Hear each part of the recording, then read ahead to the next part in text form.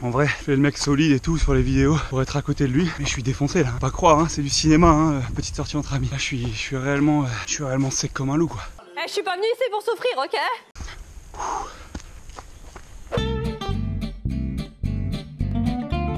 Bon alors dans un premier temps, bonjour et bienvenue à tous dans l'épisode numéro 7 de Petite Sortie entre amis. Alors aujourd'hui, on se retrouve en Rhône-Alpes, on va faire du trail et on retrouve Julien Chorier. Bonjour Julien, enchanté. Je te laisse te présenter vite fait. Julien Chorier, 37 ans. Je vis dans cette région, dans ce cadre assez agréable depuis une quinzaine d'années et je pratique maintenant depuis 10 ans le trail et particulièrement l'ultra-trail. En 10 années de pratique, j'ai eu la chance de découvrir de nombreuses régions et de gagner des courses un petit peu de partout. J'ai gagné 2 fois le Grand Raid de la Réunion, l'Hard Rock dans le Colorado, l'Ultra-Trail du Mont Fuji au Japon, un peu plus en local. J'ai gagné la CCC, la Ronde d'Helsim à Andorre, une course où je bute pas très loin, ça va être de plus en plus dur parce que ça va de plus en plus vite aussi, c'est du TMB où j'ai fait une 3e place comme meilleur résultat. Tu peux nous redéfinir un peu le trail? Le trail, c'est vraiment pour moi l'accès facile à la nature entre le jogging et la randonnée. On n'est pas des joggeurs parce qu'on va dans un environnement un peu plus sauvage, on n'est pas des randonneurs parce qu'on le fait en courant dès qu'on peut. C'est de la course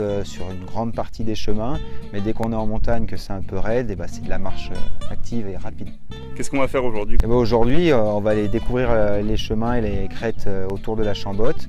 Donc on va aller faire une petite boucle par là-bas.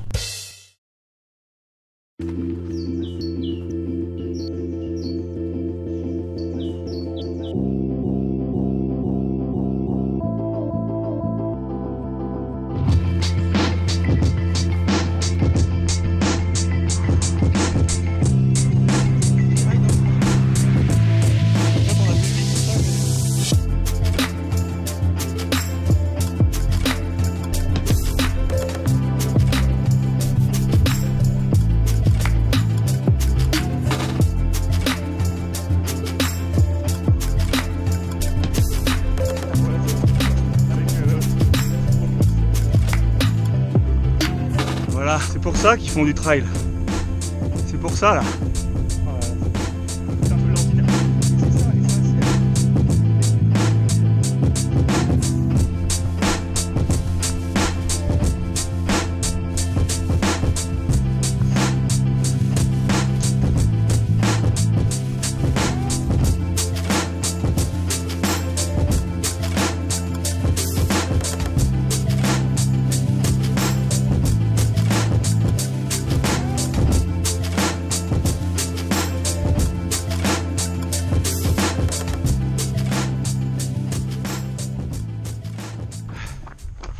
Voilà, j'ai littéralement été abandonné. Je suis fracassé. Il doit pas être très loin devant. Oh si putain il est loin, je le vois là. Antoine, t'es une chèvre. T'es une chèvre mon gars. T'es une chèvre mais t'es une bonne chèvre. T'es une bonne petite chèvre.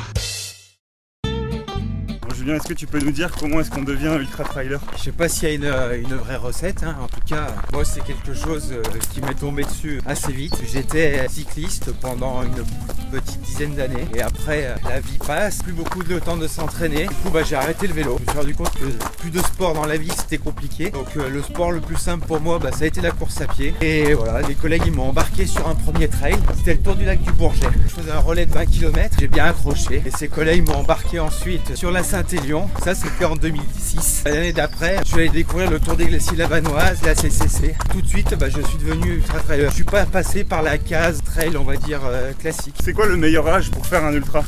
Ça doit être à peu près 37 ans. Non mais je pense qu'il n'y a pas d'âge, il faut une certaine maturité sportive pour être prêt pour des efforts aussi longs. On va trouver des gens qui vont commencer à être performants passer la vingtaine et avec une belle maturité aux alentours des 30 ans. Il n'y a pas vraiment d'âge quoi. Non, il n'y a pas vraiment d'âge et à l'heure actuelle, il y a des gens qui sont encore devant et parmi les meilleurs qui ont passé les 40 ans et pour moi c'est top, ça me laisse encore quelques années. À quelle fréquence tu t'entraînes à peu près par semaine? Depuis que j'ai commencé la course à pied, c'est resté la même chose. Je m'entraîne presque tous les jours, sauf le lundi, jour de repos. Donc c'est en moyenne entre 6 et 8 entraînements par semaine, parce qu'il y a des journées où je double un peu vélo, course à pied. À côté de ces deux sports, le vélo et le trail, tu fais quoi? Tu essayes de couper par autre chose parfois? Le vélo et le trail, c'est vraiment mes deux passions. L'hiver, je fais un peu de ski de rando, de temps en temps du ski de fond. Et l'année dernière, j'ai voulu me mettre à la nage. Et pour ça, je me suis inscrit sur un Ironman. Ça m'a pas laissé le choix. Mais je suis vraiment pas fan de l'eau. On a beau avoir un beau lac. Nager, c'est pas mon environnement.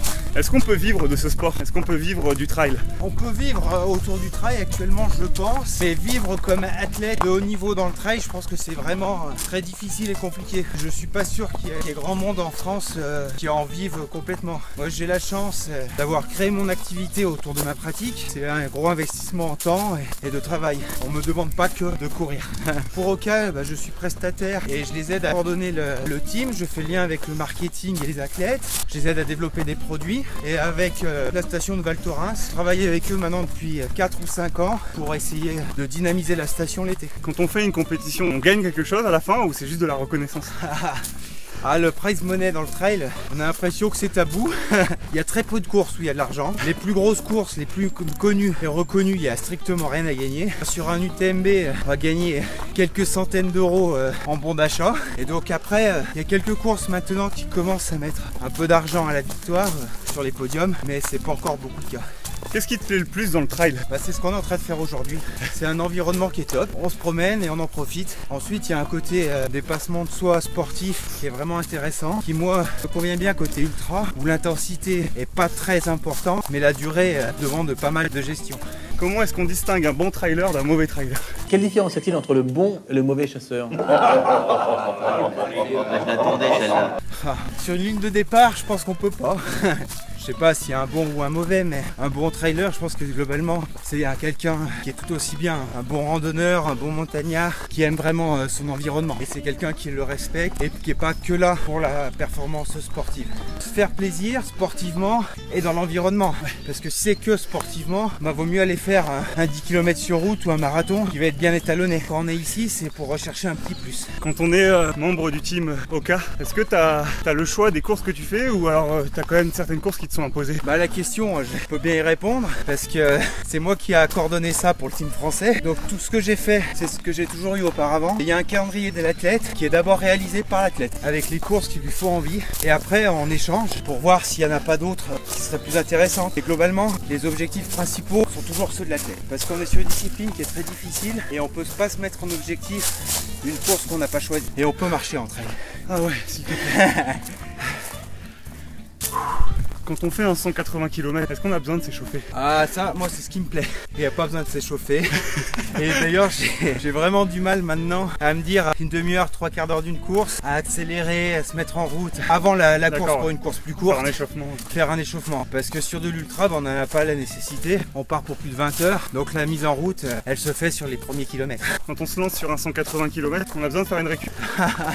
Non mais quand on passe la ligne en général, on est tout juste capable d'aller à la voiture. Donc la récup se fait jusqu'à la voiture ou autour d'une bière après. Au niveau des innovations matérielles et au niveau des équipements, est-ce que tu sens que ça aide vraiment pour la performance ou pour la pratique de ce sport? Il y a eu de réelles évolutions, que ce soit sur les chaussures, avec à la fois plus de confort, de légèreté, à la fois de souplesse et de dynamisme. Parce que moi les premières chaussures de trail, elles étaient plus proches d'une chaussure de randonnée. La grosse semelle dure et peu confortable pour courir. De la même manière sur les sacs à dos qui ont divisé leur poids par 4, qui maintenant sont des simples petits gilets, on ne sent plus quoi. Et ça c'est top. Est-ce qu'on peut être bon en trail si on n'habite pas dans une région montagnarde? Je pense, et il y en a de nombreux exemples, comme David Pasquio, Eric Lavry, qui sont dans des régions où la montagne est vraiment pas présente, que ce soit sur la Bretagne, ou encore pire sur la région nantaise, où j'en parlais il y a pas longtemps avec Sylvain Court qui était à Bordeaux. C'est vraiment compliqué, mais c'est des gars qui sont vraiment costauds dans la tête et qui arrivent à se préparer pour du dénivelé sans l'avoir à la maison. Et du coup alors, comment est-ce qu'on peut faire pour progresser dans une région où il n'y a pas de dénivelé quoi? Il y a deux choses à savoir, qu'il faut travailler la montée et la descente. Et beaucoup de personnes se focalisent sur le dénivelé et la montée. Et en fait, quand ils se retrouvent sur un trail à la montagne, ce qui leur fait mal, c'est la descente. Donc en fait, il faut habituer l'organisme aux efforts de monter. Ça c'est facile avec la montée d'escalier et des exercices équivalents. Mais aussi sur de la descente avec de l'excentrique. Et pour ça, il y a la possibilité de faire des séances de descente, même sur un très faible dénivelé d'une dizaine de mètres, enchaîner un grand nombre de fois. On crée une réelle fatigue musculaire et on progresse. Mais également avec du travail en salle, avec du squat et de ce genre de choses qui permettent de se renforcer. Écoute Julien, merci beaucoup pour cet entraînement, ça m'a vraiment fait plaisir. Moi aussi, et j'espère que ça va apporter un peu des informations pour faire connaître ce sport et progresser des coureurs. Bon, on vient de finir l'entraînement là. En ce qui nous concerne, merci beaucoup d'avoir visionné cet épisode. Vous pouvez retrouver toute l'actualité de Julien sur sa page Facebook, que je vais mettre dans la description de la vidéo. Pour finir, avec cette belle vue sur le lac du Bourget, c'est pas beau ça? pour l'amour du sport. N'hésitez pas à partager la vidéo. Vous pouvez retrouver les épisodes précédents à peu près là ou là. N'hésitez pas à rejoindre la page Facebook. N'hésitez pas à vous abonner à la chaîne YouTube. Ça c'est important. N'hésitez pas à mettre le petit pouce bleu des familles vers le ciel. Et enfin n'oubliez pas, vive le sport. Mais le plus important, faites-vous plaisir. Ciao.